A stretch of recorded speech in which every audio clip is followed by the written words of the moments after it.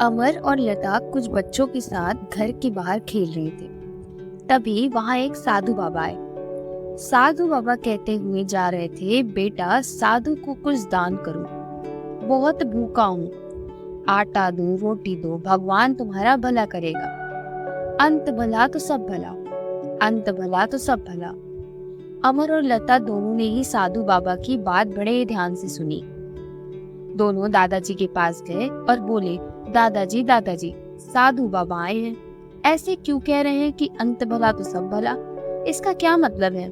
दादाजी ने समझाते हुए कहा, जब कोई भी अच्छा और भलाई का काम किया जाता है तो उसका अंत भी अच्छा ही होता है। साधु बाबा के कहने का मतलब है कि हम दान करेंगे तो भगवान हमें इसका अच्छा फल देंगे। दादाजी, इस कहावत के पीछे की क्या कहानी है, हमें भी सुनाओ। लता ने जिद भरे स्वर में कहा। बेटे, एक जंगल में अपने चेले के साथ एक महात्मा रहते थे। महात्मा दिन भर घोर तपस्या करते थे। चेला उनकी सेवा करता और जंगल से लकड़ियां, फल फूल, जड़ी बूटियां आदि लेकर आता। एक दिन उसकी नजर झाड़ियों के पीछे किसी हिलती हुई वस्तु पर पड़ी।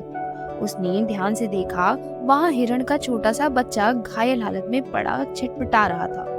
उसके शरीर पर घाव थे और उससे खून बह रहा था। चेले को यह देखकर दया आ गई। वह हिरण के पास अबोध घायल बच्चे को कुटिया में ले आया। उसे देखकर महात्मा को भी गहरा दुख हुआ। गुरु चेले ने मिलकर जड़ी बूटियों का लेप तैयार किया और हिरण के घाव पर लगा दिया। कुछ ही दिनों में हिरण का घायल बच्चा अपने पैरों पर खड़ा हो गया। अब वह छलांग मारता दौड़ता हुआ कुटियों के चारों ओर चक्कर लगाता। उसे देखकर महात्मा ने अपने चेले से कहा, देखिए बेटा, तुमने एक घायल और मूक प्राणी की सेवा करके उसकी जान बचा दी।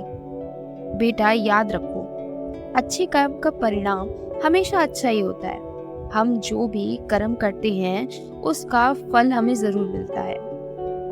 चेले ने बड़े ध्यान से महात्मा की बातें सुनी और उनके चरण छूकर आशीर्वाद प्राप्त किया।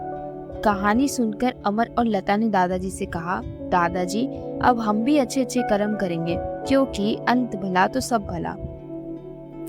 यह सुनकर दादाजी हंस पड़े और बोले, शाबाश बेटे, याद रखो, जरूरतमंद, लालच और दीन दुखियों की मदद करना सबसे बड़ा पुण्य का काम है। जैसे अंधे को रास्ता बने, भूखे को रोटी खिलाना, प्यासे को पानी पिलाना, किसी जरूरतमंद की मदद करना, ये सारे काम तुम्हारे अच्छे काम हैं। तुम अपने किसी ऐसे साथी का मदद कर सकते हो जो पढ़ाई लिखाई में पिछड़ गया हो, उसकी कठिनाई दूर करने की कोशिश कर सकते हो। असहाय लोगों की मदद करने से ईश्वर प्रसन्न होता है और आशीर्वाद देता है और आपके कर्मों का आपको फल मिलता है। और ये करने के बाद आपको मन ही मन में बहुत ही शांति मिलती है। आपको ऐसा लगता है कि आपने कितना अच्छा काम किया है, और हाँ, आप करते भी अच्छा काम है। इसलिए कभी भी किसी भी परिस्थिति में अगर कोई जरूरतमंद है तो उसकी सहायता जरूर करना। हमने बड़ों की हमेशा मदद करनी चाहिए, बड़ों को हमेशा आदर देना चाहिए।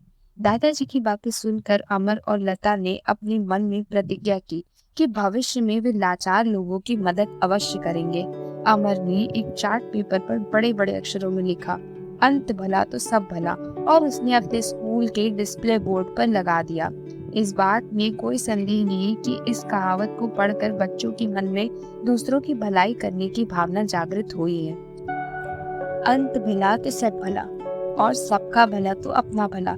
साहब, असल में यही है जीने की कला। दूसरों के बारे में सोचिए और आपको आपका मन की शांति देखकर बहुत ही अच्छा लगेगा। आपको पता चलेगा कि आपने किसी की मदद करके उसके लिए कितना अच्छा कार्य किया है। उसको भी खुशी होगी और आपके मन को भी शांति मिलेगी। धन्यवाद।